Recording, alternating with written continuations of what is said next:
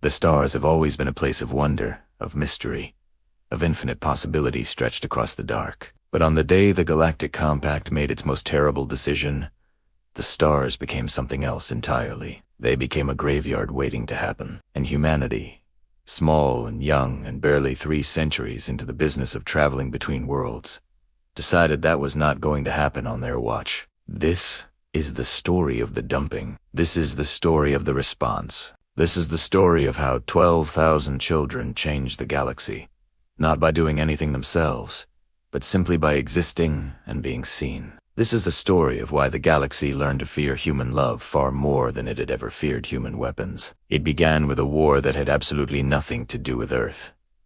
The Velhari Dominion and the Sorvat Collective had been locked in conflict for 60 years before humanity even knew their names. 60 years of burning systems and shattered fleets and dead worlds spinning cold in the dark with no one left to mourn them. Both sides had committed atrocities too vast and too numerous to name in any single accounting. Both sides had broken every treaty the Compact had ever spent years carefully drafting. Both sides had reached across the negotiating table with one hand and stabbed with the other. And the galaxy had watched, and the war had ground on.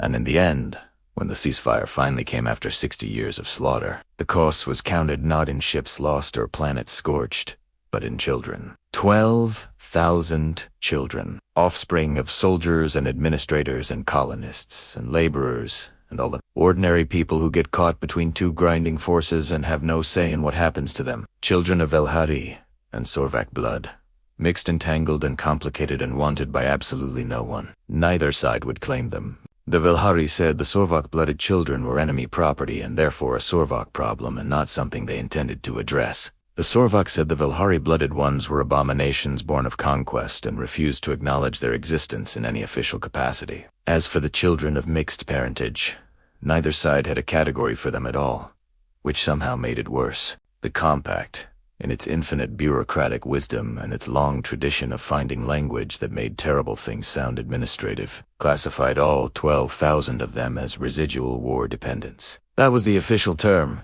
entered into the record and filed under post-conflict humanitarian processing, residual war dependence, as if 12,000 children were nothing more than paperwork left forgotten on someone's desk at the end of a long meeting. For 3 years, the debate dragged on inside the grand chambers of Velaris Prime while the children waited. Speeches were given by representatives who had never met a single one of those children. Committees were formed, and subcommittees were formed within the committees, and working groups were established to advise the Reports were filed in triplicate and archived, and referenced in future reports that were also filed in triplicate. The children sat in processing stations on the ragged edge of compact space, in gray corridors under gray artificial light, eating gray synthetic rations, waiting. Some of them had been there since they were infants, carried into those gray corridors before they had the words to ask why. Some had grown from toddlers to teenagers inside those walls, without ever once feeling wind on their faces or standing on soil that had not been manufactured.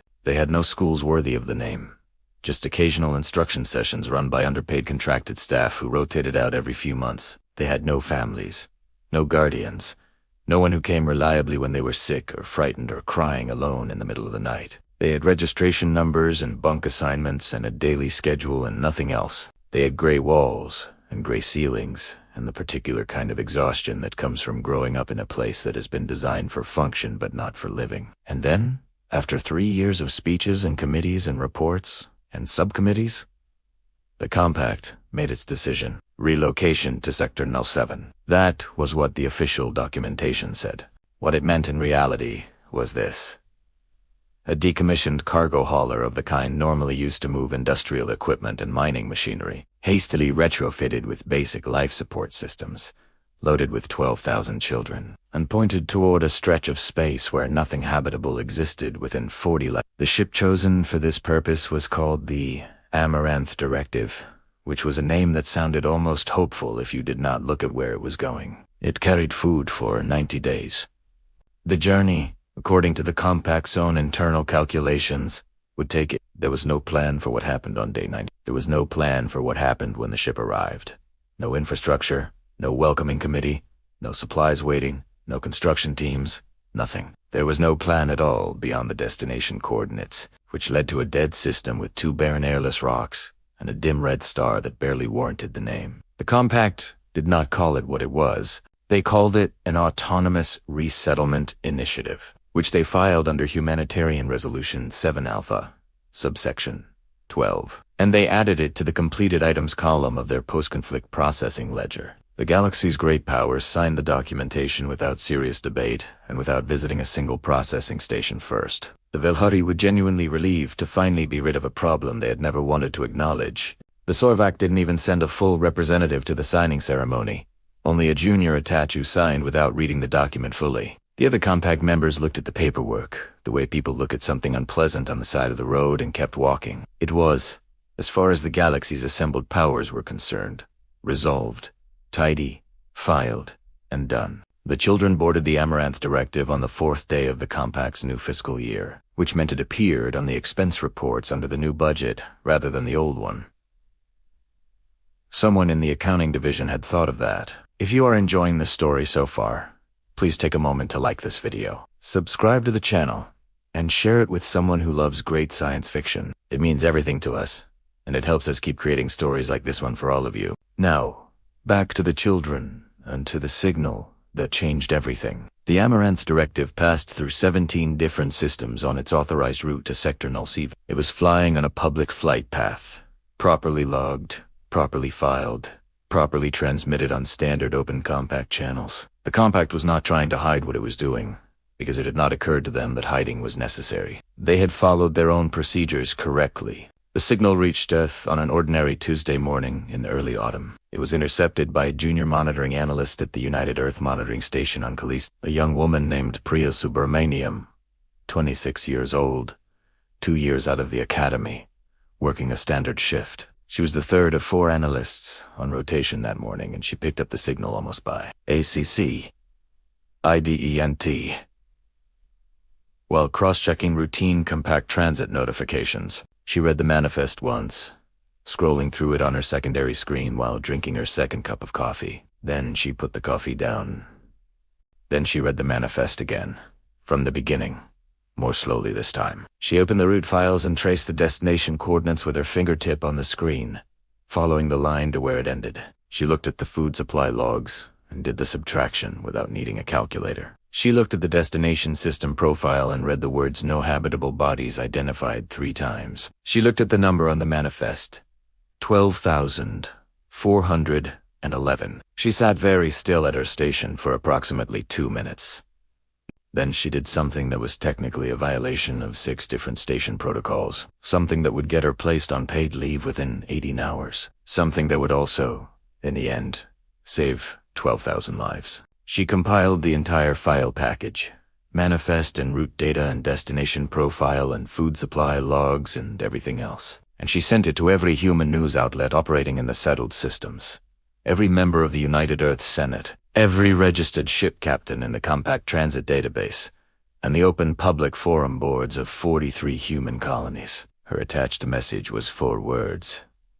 Tell me I am wrong. Within 6 hours, she had her answer from 3 billion separate sources. She was not wrong. Within 12 hours, the file had been viewed, downloaded, forwarded, broadcast, and discussed by more humans than had ever simultaneously focused on a single piece of information. Within 24 hours, it had reached every human community and explored space. From the oldest Earthborn cities to the newest frontier outposts, where people were still living in temporary habitat modules. The response was not measured or polite or processed through the normal channels of diplomatic communication. It was not softened by professional distance or filtered through the careful language of official statements. It was immediate and raw and human and absolute. People saw the manifest and they saw the destination, and they did the same subtraction Priya had done, and they arrived at the same answer. The word that kept appearing in every human language and dialect and medium. From the most sophisticated broadcast networks to handwritten signs held up outside government buildings,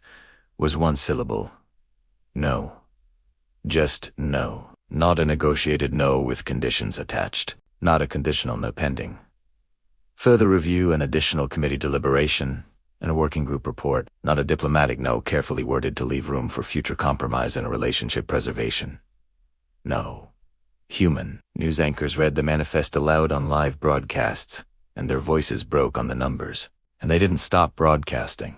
They just let their voices break and kept reading. Human politicians stood up in regional chambers and planetary councils and spoke without prepared notes for the first time in careers, built entirely on prepared notes. Human dock workers at the Kepler station voted unanimously to put down their tools and refused to process a single piece of compact cargo until they had answers. Human ship captains across a dozen systems began opening private communication channels with each other, asking questions, sharing the files, talking about what a ship could do and how fast it could get somewhere. Human parents held their children a little tighter that night and looked at the number 12,000 and felt something shift permanently in their understanding of what they were willing to accept in the name of galactic order. Within 36 hours of Priya Subramaniam's transmission, the United Earth Senate convened an emergency session. It was called to order faster than any emergency session in the entire history of human interstellar governance. Faster than the sessions called during the Proxima incident.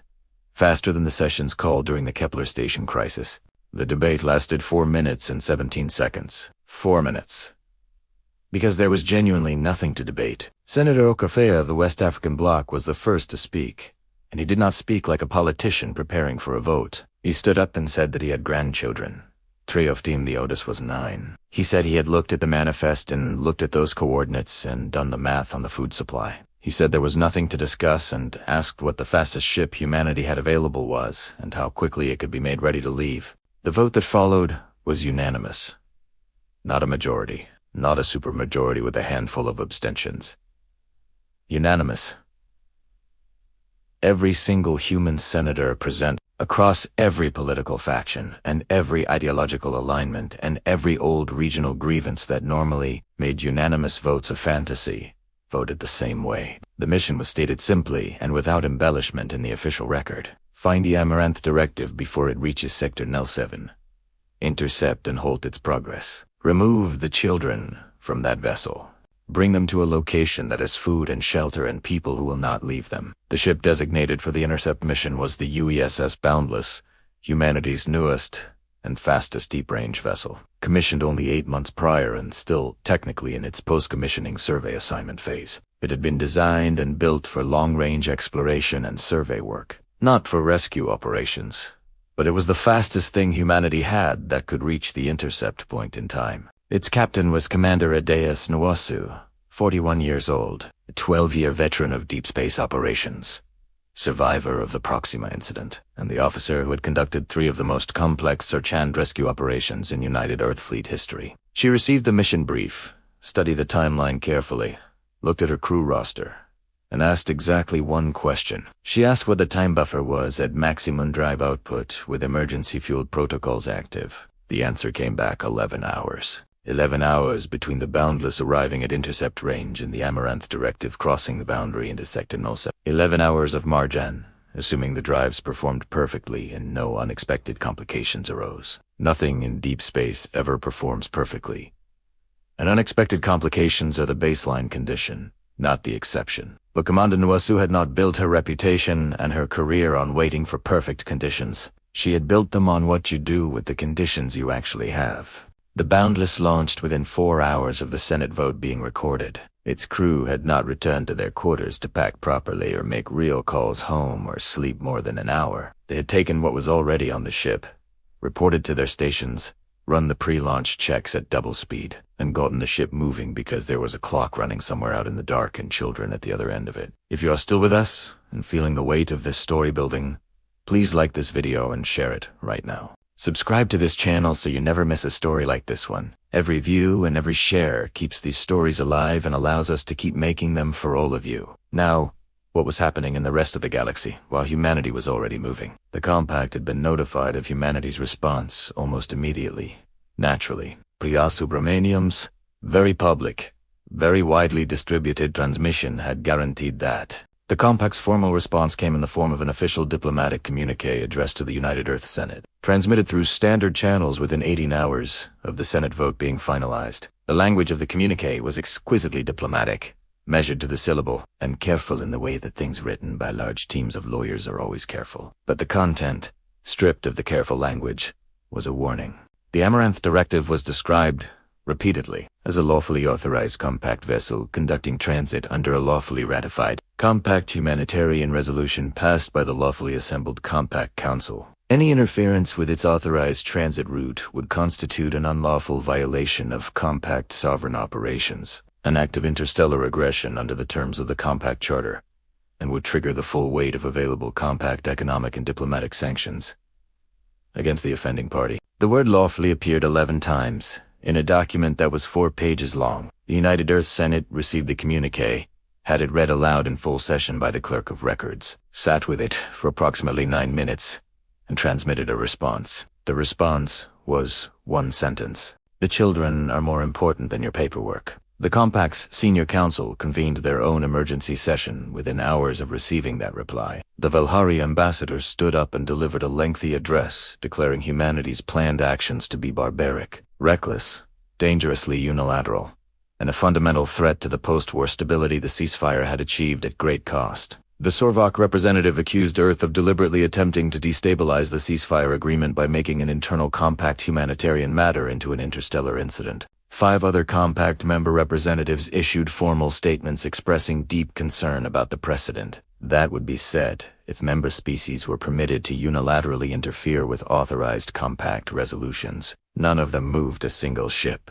None of them altered a single coordinate in the Amaranth Directive's flight plan. None of them called Hezavu, the captain of the Amaranth Directive, and told him to turn around. They issued their statements and expressed their concerns, and then they waited, from a very comfortable and very safe distance, to see what humanity would actually do when it got there. Aboard the Boundless, Commander Nuesu was working through a problem that had no clean legal solution. Her ship could reach the intercept point before the Amaranth Directive crossed into Sector 07. She had confirmed the math herself 3 times. But the Amaranth Directive was a lawfully authorized compact vessel on a lawfully authorized course, and under every applicable provision of interstellar law, she could not board it, halt it, or divert it without explicit compact authorization. She did not have compact authorization. She was not going to receive compact authorization. She had a mission from the United Earth Senate, and 11 hours of buffer and a crew that had not slept properly in 2 days and was fully prepared to work with whatever she gave them. She called her senior staff together in the main briefing room. Chief Engineer Thomas Brennan, whose hands were permanently stained with engine compound and who could make any mechanical system do things its designers had never intended. Science Officer Dr. Yuki Tanaka, who had 3 advanced degrees and a particular talent for finding the exact edge of what the rules technically said. Medical Chief Dr. Solomon Adai, who had 30 years of field experience treating patients in conditions that ranged from difficult to genuinely impossible. Security Chief Lieutenant Farak Tashkentov, who said very little and missed nothing. Communications Officer Ensign Ria Metha, who was 23 years old and had the fastest hands-on the communications board of anyone in the fleet. Commander Noasu laid out the situation without softening or hedging. She said they could not board the Amaranth Directive legally under current authorization. She said they could, however, position the Boundless directly in the Amaranth Directive's flight path and transmit a navigation emergency signal, which would legally require the approaching vessel to halt and attempt contact before proceeding. She said their navigation systems were going to experience a catastrophic and completely unresolvable malfunction at the most inconvenient possible moment for the Amaranth Directive's schedule. Brennan looked up from his coffee with the expression of a man who had just been given an interesting engineering challenge. He asked how long the malfunction needed to last. Commander Nusu looked at the timeline and the buffer and the rate at which compact bureaucratic processes moved. She said as long as humanly possible. Brennan thought about it for approximately 4 seconds. He said 48 hours, maybe 60 if he was allowed to be creative. Commander Nusu told him to be as creative as his engineering conscience could tolerate.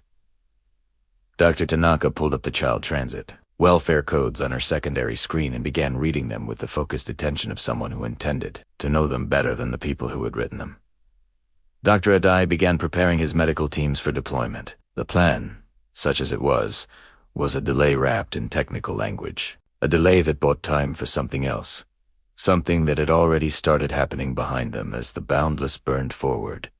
Because humanity had not sent only 1 ship. While the Boundless pushed its drives hard toward the intercept coordinates, Something was occurring across human space that no government had ordered and no military command had authorized and no official protocol had anticipated. It was simply people with ships looking at the manifest and deciding they were going. A cargo hauler captain out of the Kepler belt, a 47-year-old man named Domingo Reyes, had 3 children of his own at home and a vessel rated for 40 passengers with cargo space that could be converted. He looked at the manifest on his personal screen while his ship was docked at Kepler Station. He sat there for maybe 5 minutes. Then he told his first mate to make sure the galley was fully stocked, filed a new route under personal discretionary transit, and pointed his ship toward the intercept zone without calling anyone for permission. A colony transport out of New Carthage, registered to a cooperative of 7 families who had pooled their resources to buy it 3 years earlier.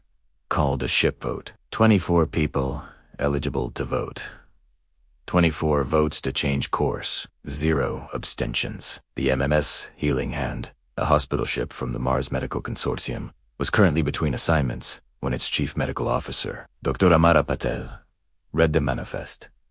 Dr. Patel had spent 30 years of her career treating children in conflict zones and refugee processing stations. She had seen processing stations. She knew what gray walls and registration numbers and synthetic rations did to a child over years and years of nothing else. She filed an emergency humanitarian deployment authorization with the consortium, which was approved in 2 hours, and set a new course before the approval confirmation had finished transmitting. A retired survey vessel, technically a personal private spacecraft registered in the name of one 70 years old, began moving. Esperanza had spent 4 decades mapping uninhabited systems and had accumulated more deep space flight hours than almost any active pilot currently serving in any fleet. She had looked at the manifest at 020 hours station time while drinking decaffeinated tea in her living quarters. She had put the tea down, walked to her cockpit, run her pre-launch sequence, and departed. When an automated compact monitoring station queried her destination and the purpose of her transit, she transmitted back a single line. She said it was none of their business.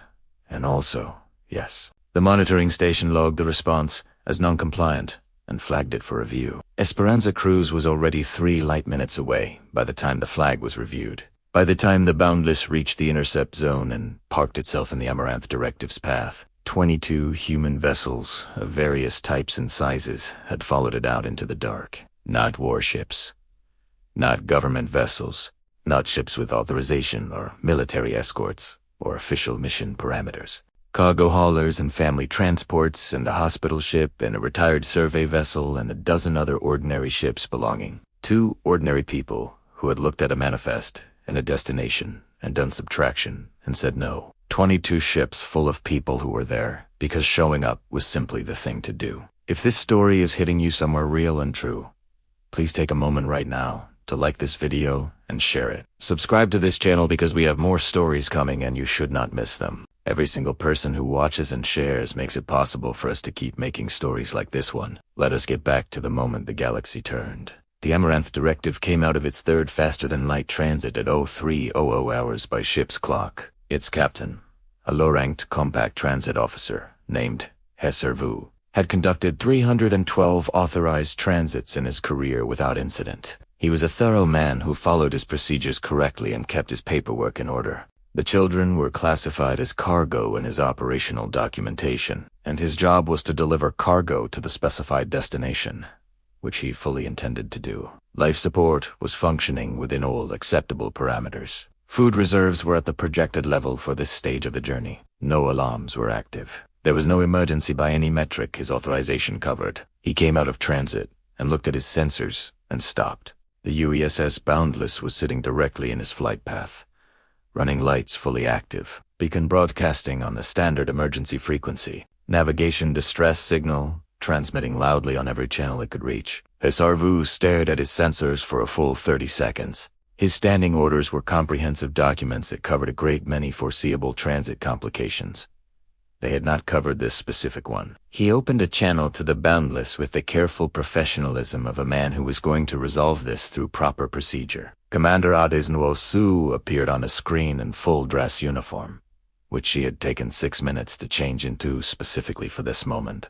She informed him pleasantly that this was Commander Adesnwosu of the United Earth ship Boundless. that they were currently experiencing a critical and unresolved navigation system malfunction, and that they were unable to clear his path at the present time. She apologized for the inconvenience with an expression of professional regret, so convincing it was almost artistic. HFY asked how long this malfunction was expected to persist. Commander Nuasu told him that her engineering team was working on it. She muted the channel, turned to Brennan, and told him to start working on it. Brennan nodded, cracked his knuckles, and began the painstaking process of very thoroughly not fixing anything at all. What unfolded over the next 6 hours was a masterwork of deliberate procedural delay. HFY contacted the Compact Oversight Authority and reported an unauthorized obstruction of an authorized transit route. The Compact Oversight Authority contacted the Compact Transit Coordination Office. The Compact Transit Coordination Office contacted the United Earth Diplomatic Liaison. The United Earth Diplomatic Liaison contacted the United Earth Senate Emergency Intercept Task Committee. The Emergency Intercept Task Committee was a body that had been created by emergency resolution approximately 3 hours earlier and had not yet had time to establish formal rules of procedure. The Task Committee's first official action was to request a complete technical report from the Boundless detailing the precise nature and current status of the navigation system malfunction. Brennan wrote this report with extraordinary care and professional dedication. It was 412 pages long. It included 17 appendices. It was written in the most technically precise language Brennan could produce, which was extremely precise, because he was a genuinely excellent engineer. He transmitted it at the lowest data rate the Boundless's communication systems could legally operate. Meanwhile, the 22 civilian ships arrived. They did not position themselves in the flight path, or make any aggressive maneuver, or do anything that could be characterized under any reading of any law as threatening or hostile. They arranged themselves in a loose formation around the Amaranth Directive, spread across the space around it. A cargo hauler and a family transport and a hospital ship and a retired survey vessel and 18 others. Not a blockade. Not a threat. Not anything the lawyers could easily name. Just present. Just there. Just completely and absolutely refusing to be anywhere else. HFY had been a transit officer for 22 years, and he had never felt so outnumbered by ships that were technically just floating near him. He could not identify a specific illegal action being taken against him. He could not file a specific complaint against any of them. He could only look at his sensors and count 23 human vessels arranged around him in the dark and feel that the situation had changed in a way his standing orders did not cover. He opened a channel to the hospital ship. Dr. Solomon Atai answered immediately, seated calmly at a communications station in his medical whites, with the unhurried manner of a man who had been waiting for exactly this call. Dr. Adai introduced himself and his vessel and explained that they understood the Amaranth Directive to have 12,000 miners aboard requiring welfare assessment. He said their medical teams were standing by to conduct mandatory health assessments, as required under Compact Child Transit Welfare Codes, Section 7, Subsection 14, Paragraph 3. He asked, with professional courtesy, if Captain Vu could open docking port 3 so they could begin. HFY was silent for a long moment. He was not a cruel man. He had not permitted himself to think very carefully about what he was carrying, because thinking carefully about it was not listed in his jobby responsibilities and had not seemed necessary. He had cargo. He had a destination. He had procedures. But the doctor in front of him was looking at him with patient, professional certainty, and the phrase Child Transit Welfare Codes was now lodged in his mind with the specific weight of something he was suddenly not certain he had complied with. He thought about whether he had read Section 7, Subsection 14, Paragraph 3. He had not. He thought about whether his pre-transit documentation had included a Section 7 compliance certification. He was not certain it had. He opened docking port 3. Dr. Adai's teams went in. They worked for 14 hours. They were thorough, methodical, clinical, and professional in every aspect of their assessment. When Dr. Adai had finished, he wrote a report. He transmitted that report simultaneously to the MMS Healing Hands public broadcast beacon, the United Earth Senate Emergency Committee, every human news outlet, the Galactic Council, the open public address system of the Amaranth Directive, and every ship within standard signal range. The children heard it. The galaxy heard it. The report was written entirely in medical language, dry and precise and clinical, because it did not need to be anything else. Malnutrition present in 63% of children under the age of 8. Psychological trauma indicators elevated across every age group measured. Developmental delays documented in children who had spent more than 4 years in processing station environments. The percentage of children who had never stood on any surface that was not a manufactured floor. 91%. The number who had been born inside the processing stations and had no memory of any other environment. 2,640. The number currently presenting with active untreated medical conditions. 812. The number who had stopped speaking, not because of any physiological cause, but because they had learned over years that speaking did not change anything. 307. That last number was the one. That was the number that did what no speech and no Senate vote and no diplomatic communique had done. That was the number Priya Subramaniam read aloud on an open channel from her apartment on Callisto, where she had been sitting on paid leave, watching every screen she owned, not sleeping, watching everything she had started move across the dark toward those 12,000 children. Her voice did not shake when she read it. She had moved past, shaking somewhere around hour 36. She read the number flat and clear, and then she said, quietly, to everyone and no one. Someone tell me this is acceptable. No one did. If you have been watching this story and it is moving you, please like this video and share it with everyone you know. Please subscribe to this channel because this is the kind of story that deserves to reach as many people as possible. We will be right back with the part where it gets better. The Compact's official position in the hours following the broadcast of Dr. Adai's report was that the situation remained under active review. The Compact's unofficial position in the closed chambers of Velaris Prime was considerably less composed, because the report was not only circulating among humans, it had gone out on open frequencies into a galaxy that had been watching, and the galaxy had read it, and the galaxy was not having the reaction the Compact had anticipated. The Therendi, a species that had maintained strict and proud political neutrality in Compact affairs for 2 full centuries, transmitted an official inquiry to the Galactic Council asking for a detailed explanation of the legal basis for the Autonomous Resettlement Initiative. Their inquiry ran to 40 pages and contained 17 specific questions about child welfare obligations under existing Compact law.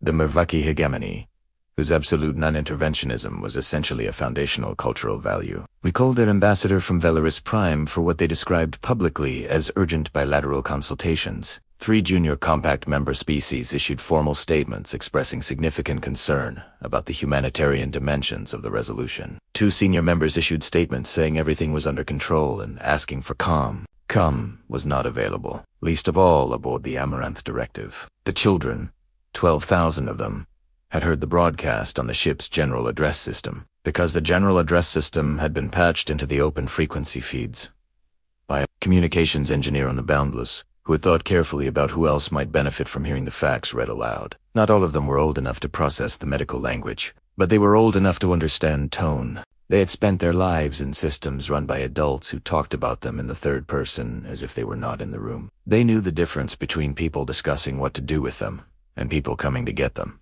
They had only ever experienced the first thing. A 14-year-old girl named Sina had been in the processing station since she was 4 years old. She remembered almost nothing from before. She found one of the small circular observation portals in the outer corridor of her section, a portal that the transit crew used primarily to check for hull debris, and she pressed herself against it. She could see the running lights of the ships arranged outside in the dark, the soft scattered constellation they made against the void. She could see the hospital ship most clearly, white and lit in nearly every window, large and steady and not going anywhere. She had never seen so many lit windows at one time. She pressed her hand flat against the cold glass and stayed there for a long time, watching the lights, feeling something she did not yet have a name for. Inside the rest of the ship, something was changing. The medical teams from the Healing Hand were working through every section. They were not only conducting assessments, they were talking to children. They were sitting on floors next to children who had retreated to corners. They were remembering names.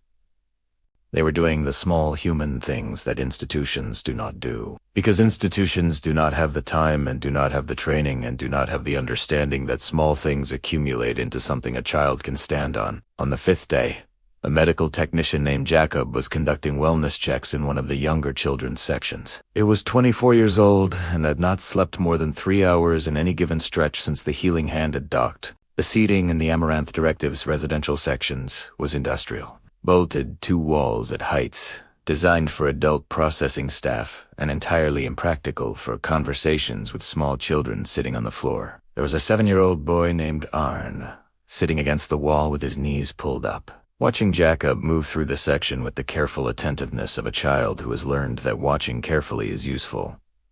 Jacob noticed him watching. He looked at the chairs, calculated the geometry of the problem, and sat down on the floor directly across from Aaron. Arn looked at him for a long time without speaking. Then, Hasket, in the careful flat voice of a child who has practiced not letting questions sound like they matter too much if Jacob was going to leave. Jacob looked at the boy and he thought about the compact review process and the diplomatic channels and the legal frameworks and the task committee and the 48 hours of creative navigation. Malfunction and what came after all of it. He thought about what he knew and what he did not know and what was certain and what was not. He said no.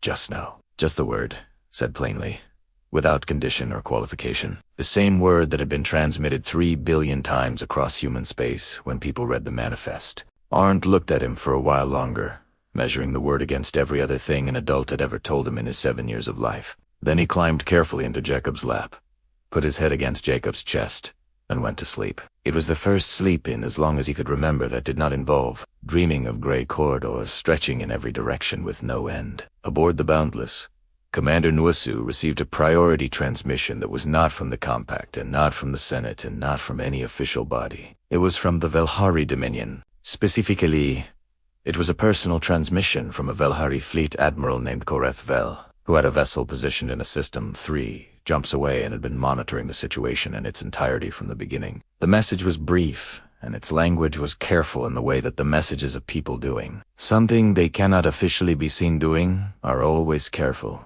Admiral Vel acknowledged that children of Velhari biological origin were among those aboard the Amaranth Directive, and confirmed that the Dominion's official position regarding those children remained as previously stated. He then transmitted a set of coordinates. The coordinates indicated a world in the Borda territories, outside the jurisdictional boundaries of the Compact, with a breathable atmosphere and surface water and stable climate conditions. He noted that the world was uninhabited and that its legal ownership status was currently ambiguous under border territory classification law, he requested, with the precision of someone who understood exactly what they were asking, that the transmission be treated as a personal communication, and that its source not be identified in any formal proceeding. Commander Nawasu sat with the coordinates on her screen for 60 seconds.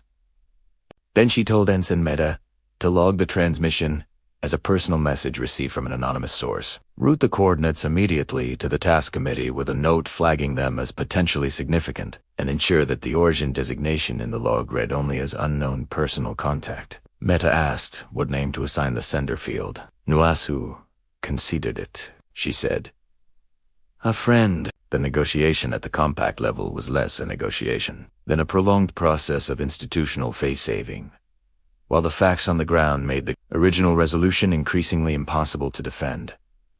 It lasted 11 days. 11 days during which Dr. Adai's medical teams rotated in and out of the Amaranth Directive in continuous shifts. 11 days during which the civilian ships made supply runs back to the nearest colony station and returned with food that was not synthetic, medicine that was not expired, and in one memorable instance a cargo container full of children's books and drawing materials that Domingo Reyes had purchased with his own money at a station shop because it had occurred to him that children needed more than food. 11 days during which engineers from the Boundless, operating under a creative and expansive interpretation of emergency technical assistance provisions, helped upgrade the Amaranth Directive's environmental systems until the air was cleaner and the temperature was stable and the lights could actually dim at night instead of maintaining constant industrial brightness. 11 days during which 12,000 children received more consistent care and attention and human contact than the combined total of their entire time in the processing stations. 11 days during which something began to happen in those gray corridors that had never happened there before. Children began to ask questions that were not about procedures or meal schedules. Children began to sit in groups and talk in ways that were not about the logistics of survival. Sina found 3 other girls close to her age, and they sat together at the observation portal and made up names for the ships they could see outside. She named the hospital ship the City, because that was still what it looked like to her, and the name stuck among that group. On the 9th day of the standoff, the Compact Council delivered their compromise proposal. Children classified under the ambiguous national origin category. Approximately 4,000 individuals could be accepted into the custody of any compact member species willing to formally apply for guardianship. The remaining 8,000, classified as having clear biological ties to either the Valhari Dominion or the Sorvak Collective, would be returned to those respective authorities under the terms of the original.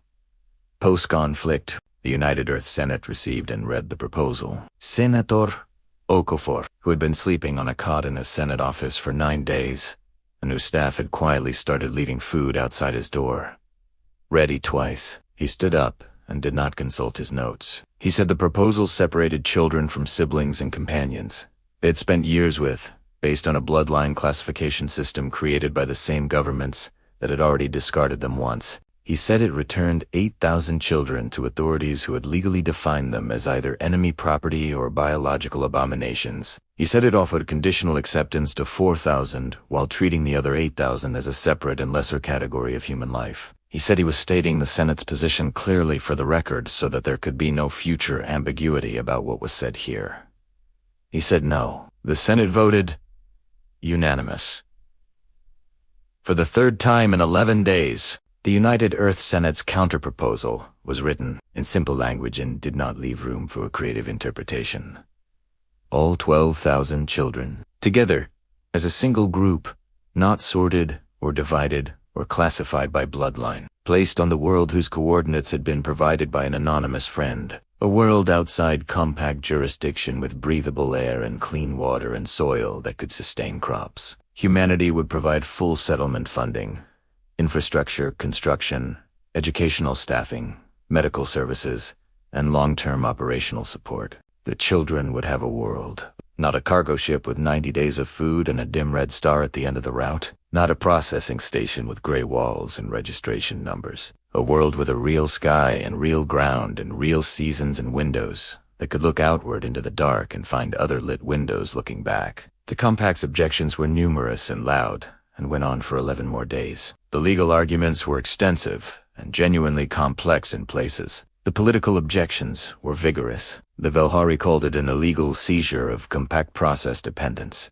The Sorvak called it a deliberate provocation against the stability of the ceasefire framework. 14 other compact members registered formal objections of varying intensity. They were correct that it was unprecedented. Every single thing humanity had done in this situation was unprecedented, but unprecedented does not mean wrong, and the galaxy Wetchy understood the difference, even when the compact pretended not to. 22 days after the Boundless parked in the Amaranth Directive's flight path and reported a navigation malfunction, the compact signed the New Haven settlement. Not because they believed humanity was right, not because the moral argument had persuaded them, but because 22 days of the galaxy, watching them argue against letting children have a world, had extracted a cost that could not be fully calculated and could not be recovered from without the signing. It was not a victory of diplomacy. It was a reckoning that had taken 22 days to fully arrive. The transfer of 12,000 children across 22 ships took 4 days of continuous operation. Dr. Adai's teams handled each transfer with the care of people who understood that for many of these children, this was the first transition in their lives that was moving toward something instead of between two versions of nothing. Jacob carried Aaron across the docking tube on his back because Aaron had assessed the situation and determined that was the correct method of transit for this specific journey, and Jacob had not found a compelling reason to argue.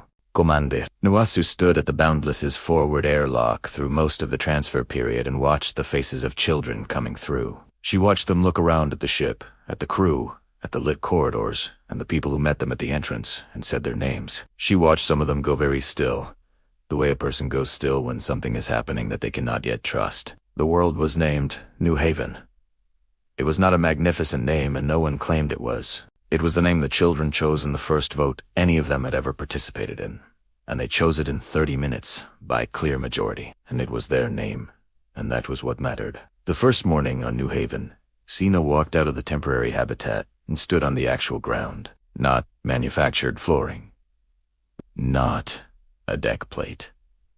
Actual soil that had never been a floor and had always been ground. The sky at the equatorial zone turned deep, violet as the sun went down, shading through colors she had no names for because she had never needed them before. The stars came out one by one as the violet deepened toward black. She stood with her feet in the soil and her head back, and watched the stars appear and did not move until the cold made her shiver, and even then she did not go inside immediately. Behind her and around her, 12,000 children were standing on ground for the first time, or the first time they could remember, or the first time in years. They were not yet a community. They were not yet anything that had a name, but they were on a world. A real world with a sky you could stand under and soil you could put your hands into and a horizon that was not a wall. They were on their world. In the chambers of the compact, the consequences of New Haven arrived slowly, but arrived without stopping. No sanctions materialized against Earth.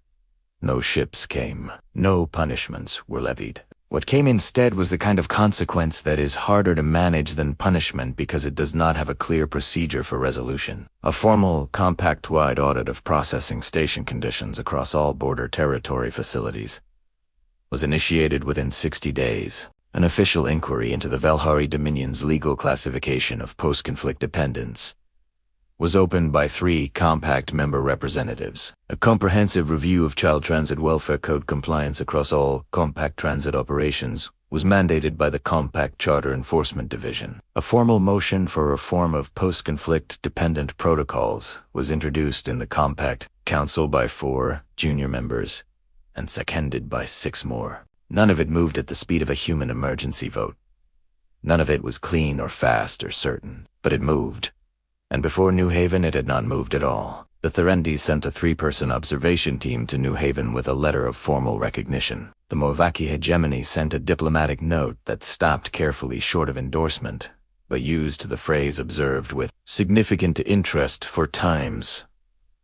In 2 paragraphs, 3 species that had never opened direct communication. Channels with human diplomats sent preliminary contact inquiries, citing the New Haven situation specifically as the reason for their interest. Admiral Karathvel read every relevant report and analysis that crossed his desk in the months following New Haven. He read the Sorvak military assessment, which used the phrase, irreversible momentum toward the vulnerable to describe the human behavioral pattern that had produced the response. He read the Valhari classified threat analysis, which had coined the term, the human constant, to describe the variable that made humans, in specific circumstances, simply not subject to normal strategic deterrence calculations. He sat in his private office one evening with both reports open on his screen and a drink in his hand. He thought about 12,000 children who now had a world because one young woman had sent a file and said, "Tell me I'm wrong." He thought about 22 civilian ships, full of people who had no orders, no authorization, no weapons,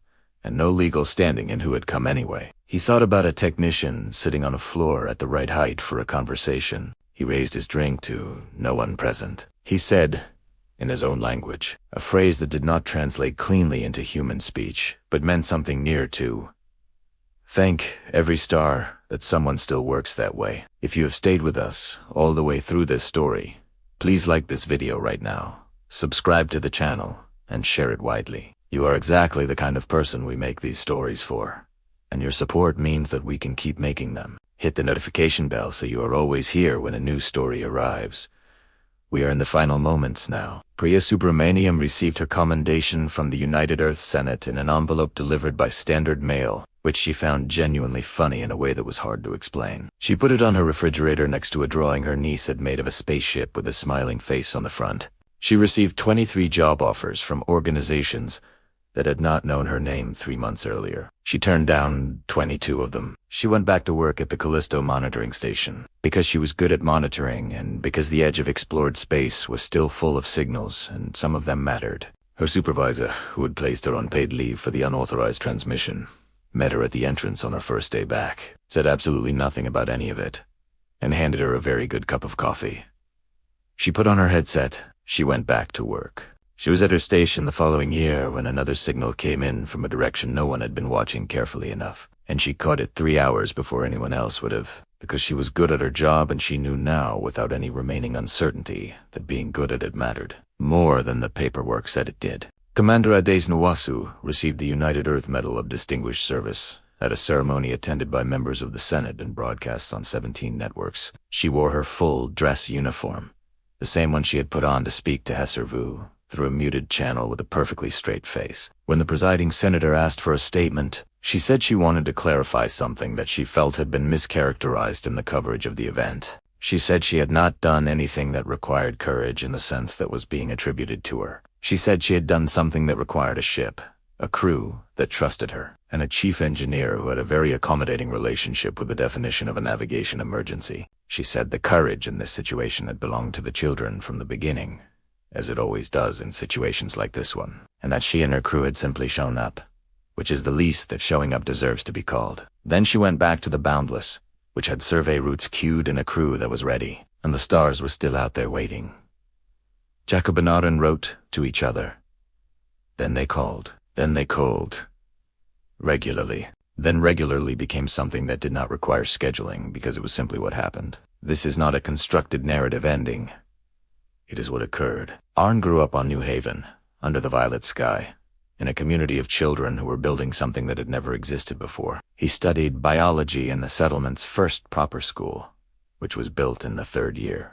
He went on to study xenobiology, then planetary medicine, then spent the following 3 decades as one of the most recognized researchers in the field of child development in non-standard environments, which before New Haven had not been a field at all, because there had not been enough documented cases to constitute one. He had a family of his own on New Haven. He had a home with many windows. He kept the lights in, all of them on after dark. He never dreamed of gray walls. When he was 43, he made his first trip to Earth.